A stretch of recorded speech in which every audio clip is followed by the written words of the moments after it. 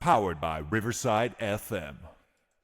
The Minnesota Timberwolves beat the brakes off of the Los Angeles Lakers last night. Did they beat the brakes off LeBron and Luka? Man, they beat the brakes off of LeBron and Luka. And it is amazing to me how all of these national media folk that get paid tons of millions and thousands of dollars can analyze the two teams and nobody picks the Minnesota Timberwolves to win this series. Now the series is not over. Like, don't get me wrong. Like, I'm not going to go overboard and be like, okay, this is what it's going to look like. This is how easy it's going to be every game.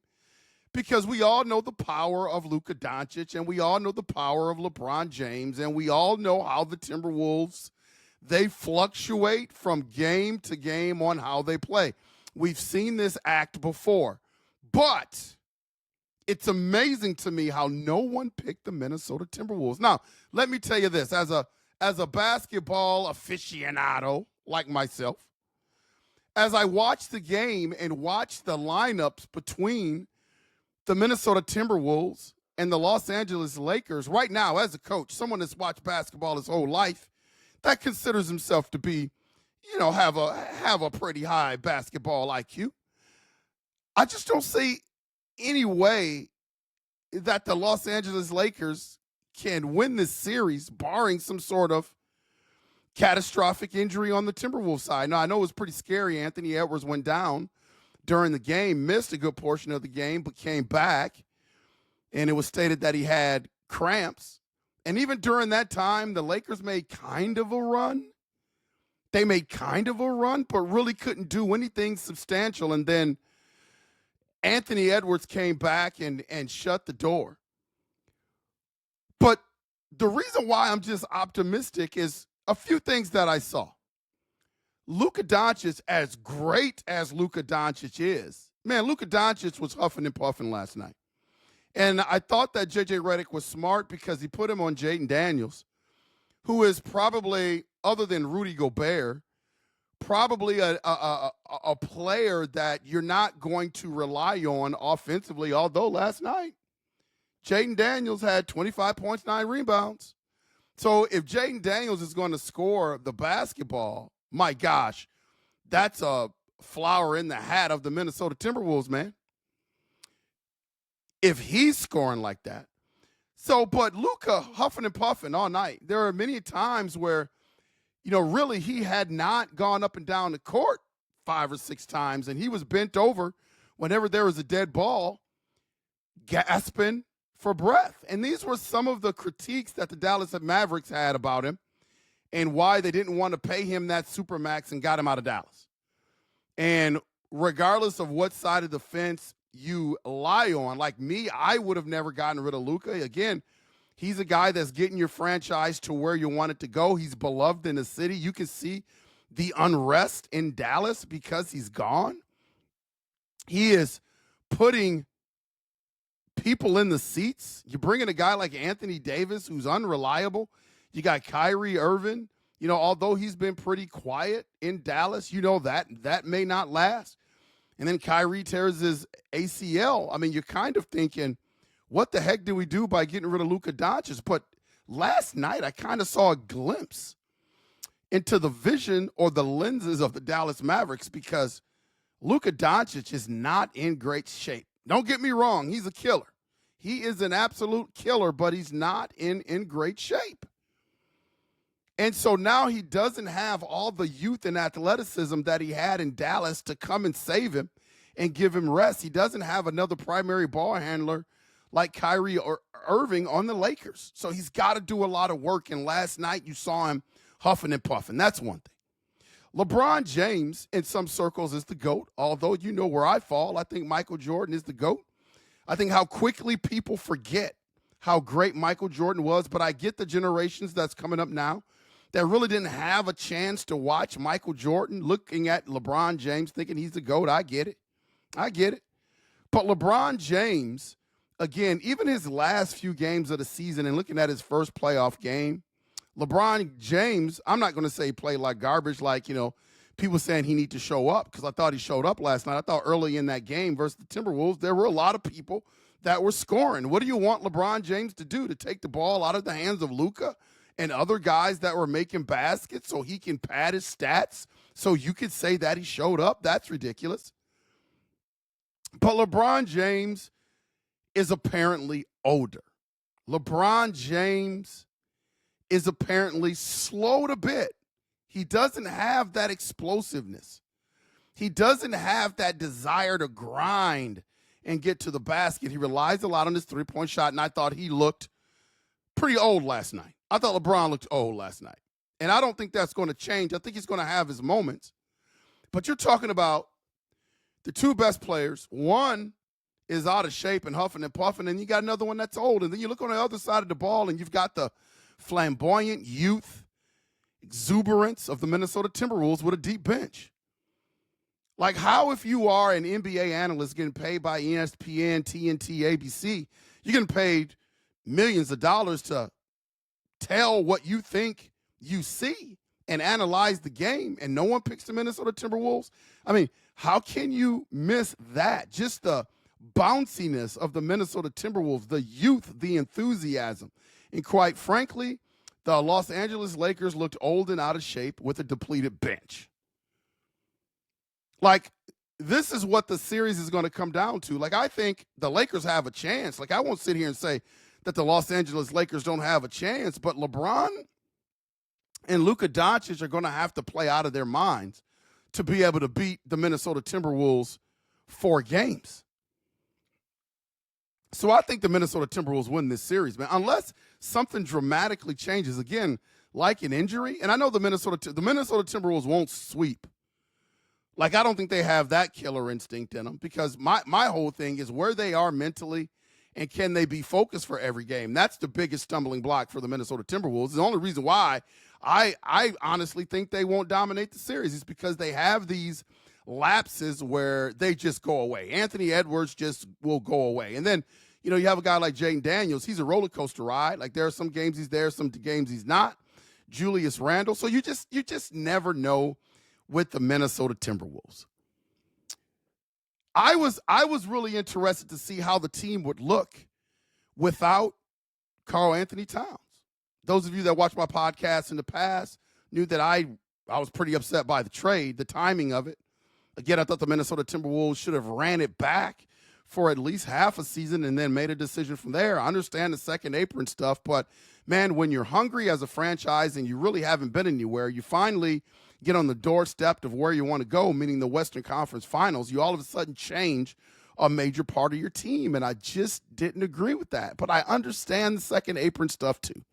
I am just a coach that believes in chemistry, and when you get there, you should not do a whole lot to deplete it. I mean, you look at the two teams that were there, the Minnesota Timberwolves, they get rid of Karl Anthony Towns, and you look at the Dallas Mavericks, and they get rid of Luka Doncic. And there's no guarantee that either one of these teams are going to get back there, man. So I am always on the side of coaching that when you have stuff figured out, don't mess with it. And there are a lot of people that are going to say, well, if you kept Karl Anthony Towns, there's no guarantee you would have got back. That is true. But when you had Karl Anthony Towns, you can use that same logic you got to the Western Conference Finals. That's the way I argue that. But I was interested to see what this team would be like without Karl Anthony Towns. And honestly, they showed a little bit more grit. I think Donte DiVincenzo is gritty. I think Julius Randle is gritty. I think the team was a little bit grittier. Like, I don't think either one of those guys can outshine a talent like Karl Anthony Towns, but they're tougher and they're a little bit grittier, which rubs off on other players of the team. See, I think Anthony Edwards, he's not necessarily a tough guy. I wouldn't put him in the tough guy category. He is just a supreme talent. I definitely wouldn't put Rudy Gobert in the tough guy category. He's just an extreme defensive talent when he wants to be. So you had to, add some guys with a little bit of swagger that could come in and add some personality to your team, especially during the playoffs. And I think they did that with Julius Randle and Donte DiVincenzo. Now, with that being said, the whole narrative about Karl Anthony Towns was his playoff resume. Like, there were times during the resume that he did not bring it the way he should have brought it. And I'm not necessarily going to completely 100% disagree with that. But again, it's these narratives that, when you don't like somebody or you become emotionally detached, and especially when this player moves out of town via a trade, you put a little more stank on the narrative. And the narrative was that Karl Anthony Towns never showed up in the playoffs, and that was not true. Now, the guy that never shows up in the playoffs, let's keep it real, is Rudy Gobert. Like, how many passes is Rudy Gobert going to get from people that cover this team? Rudy Gobert has a huge contract with this team. Rudy Gobert has been multi-defensive players of the year with the Minnesota Timberwolves. UP Nation, you know what I'm talking about. Multiple defensive players of the year. I would challenge anybody out there that follows the Minnesota Timberwolves, that follows them legitly. I would love for you to put a compilation of games, video evidence, stat box evidence, box scores, whatever you got. Because maybe I'm just missing something. But what is Rudy Gobert's resume in playoff games?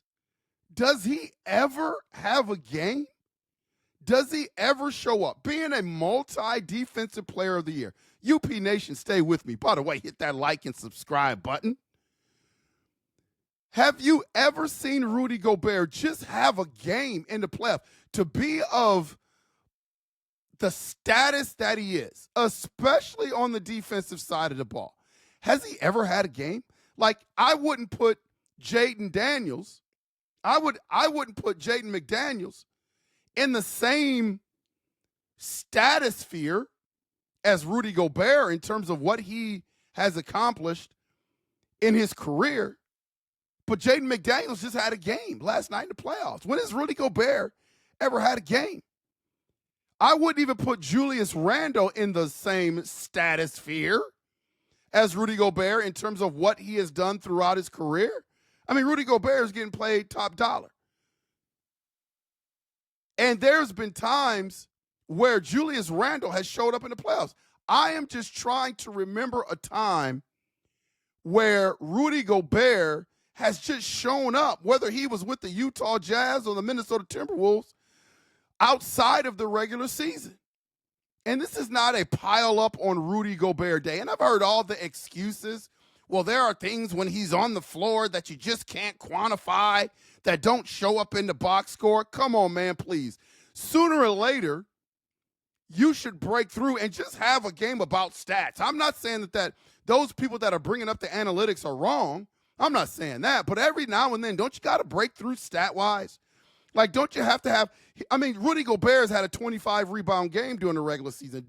As many times he's been in the playoffs and played in important series, don't you think he should just break through like that? Like, I know he's not a scorer, but neither is Jaden McDaniels. Jaden McDaniels is not a scorer, but at least he broke through with 25 last night. Like, every now and then, you should just have a game, and I just don't see it from Rudy Gobert, and he's getting paid top dollar, and I just don't see the vigor in people holding him accountable like they did Big Cat. Like they did Big Cat. If Big Cat sneezed wrong during the playoff game, people were all over him. I don't know if it was the number one pick thing. I don't know if it was financially what he was making money-wise, but it just doesn't seem to be that level of accountability for Rudy Gobert. What am I missing? I mean, you just knew going into that game last night against the Lakers that he wasn't going to show up. And it's funny because somehow he always gets switched out on Luka one-on-one. And Luka ends up putting him on skates, does a little hezzy. Rudy Gobert bumps into him on the release, and Luka either gets an and one or a foul at the basket. And honestly, Luka thought it was funny because he's getting supposedly our best defensive player off the floor. I think it actually helped the Minnesota Timberwolves, so I didn't mind it. Naz Reid should play twice the minutes that Rudy Gobert plays. Twice the minutes. Rudy Gobert gives you nothing in the playoffs. What's his resume? You're just playing him just to play him. I would play Naz Reid twice the minutes Rudy Gobert plays. When Naz Reid gets tired and needs a break, I'm throwing Rudy Gobert in there, but I would start Naz Reid because Naz Reid's jumper is wet, and he has a little bit of dog in him, and he can defend. I'm not saying he's the level of defender that Rudy Gobert is, but you're not seeing that level of defense from Rudy Gobert in the playoffs. So it's like you're trading a guy with a resume and no offensive skill other than dunking the basketball for a guy that really doesn't have a national resume other than sixth man of the year that comes in and gives you dog minutes. Dog minutes. I mean, the stats from last night, Naz Reid, 23 points in 31 minutes, 5 rebounds, 2 assists. I don't think Rudy Gobert, and again, man, I'm going by just straight memory. UP Nation, if you guys can find some stats about a playoff game where Rudy Gobert has done something like that, put them in the comments. Put them in the comments. But I can't ever remember a time where Rudy Gobert touched that. Touched that. The national media was talking about how smart J.J. Redick is and that our guy, Finchie, was going to be out-coached by this rookie coach because he's so smart and he's from Duke. And, man, I love Duke basketball. I love Coach Krzyzewski. But I thought it was really asinine that all the years that Chris Finch has put in and where he's taken his franchise, that people would even utter that J.J.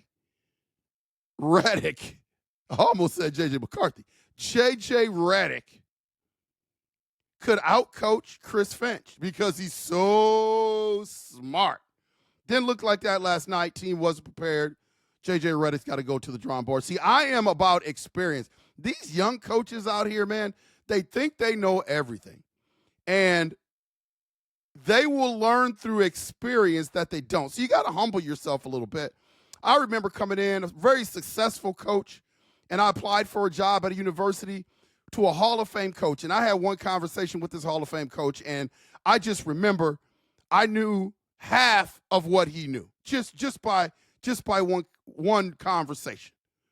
And so I said to myself, I want to be a sponge to this guy and learn instead of trying to put myself out there, having had no experience, having cut my teeth yet, having this being his first job, thinking he knows everything. Man, J.J. Redick cannot outcoach Chris Finch. That is not going to happen. J.J. is going to have his moments. He's a smart guy. But Chris Finch has been around the block a time or two, and his staff has been around the block a time or two, especially in the playoffs. So I didn't understand the narrative, again, from the national media, these first take guys, these TNT guys, talking about coaching and who's going to – come on, man. Come on. You can miss me with that. You can miss me with that. The Minnesota Timberwolves, it is obvious that the Lakers are going to have a task on their hands. This is not going to be easy. And J.J. Redick came out and said, well, we just got to get a little bit more physical. We didn't match their physical approach to the game. Man, it's more than that. It's more than that. You are going to have to find some production off the bench. You are going to have LeBron James drink from the fountain of youth just to get a little bit more bouncy. I'm not saying LeBron can't play, man, but LeBron looks older than he did 5 years ago. You can't dispute that. And then you're just going to have to find a way to spell Luka Doncic. I mean, they may have to play a little bit of zone because if Luka's got a guard, he's in trouble. And if Luka has to ball handle for 85 to 90% of the game, he's going to get fatigued, especially when you're saying, hey, go score us 40. Game of basketball doesn't work that way, especially at the NBA level. Especially at the NBA level. Luka is going to gas himself out. Last year, he was so effective with the Dallas Mavericks against the Wolves because he had Kyrie next to him. He had Kyrie that can handle some of the ball handling responsibilities, and then you had a bunch of trees inside in the front court that can run and jump and rebound and block shots all over the place. Like Luka just doesn't have that with the Los Angeles Lakers, not this year. So it's going to be interesting to see what adjustments J.J. Redick makes, because he and his coaches are going to have to go back to the drawing board. Like, he's got a task ahead of him. If I was the Lakers coach and if I was on J.J.'s staff, my first thing would be, how can we turn Anthony Edwards into a playmaking facilitator and not scoring? I'm not giving any defensive responsibility to Rudy Gobert, so to speak, because he's not going to score. When Naz Reid comes into the game, that's a whole different ball game. But Rudy Gobert is not going to do anything in the playoffs, man. He hasn't shown that he can do anything. And I got to find a way to take some of the ball handling responsibilities off Luka, man. It's the only adjustments they can make. And I don't know what you find on that bench. I mean, who are you gonna put in? Bronny James to help with some of the scoring? I just think the Minnesota Timberwolves, man, they hit 21 threes last night. How are you going to keep up with that? Luka can shoot the ball, but I wouldn't call him a dead-eye shooter by any stretch of the imagination. Neither LeBron. Did you see the bricks that LeBron was laying up, clanking them off the rim? So it's going to be an interesting series. You know, I didn't pick the Minnesota Timberwolves to make it back to the Western Conference Finals. See, I think the Minnesota Timberwolves are going to have a problem in the next round, regardless of whether it's Houston or Golden State. I think Golden State has a lot of dog in them, guys that have been there, done that. Really, really good coach. And I think the Houston Rockets, even though they're the number 2 seed, I think they got a lot of bounce to them. They got a lot of youth. A lot of bounce, a lot of youth, man. That's trouble. They got a lot of length, and a pretty good coach. So I think that second round is going to be daunting. I would argue that second round is going to be a little tough. And depending on who's there in the Western Conference Finals, the Minnesota Timberwolves, again, I didn't pick them. Make it to the Western Conference Finals. If it's OKC, they got a task there. But I think this series, how people just unanimously picked the Los Angeles Lakers, man, I just don't see it. Maybe I'm wrong.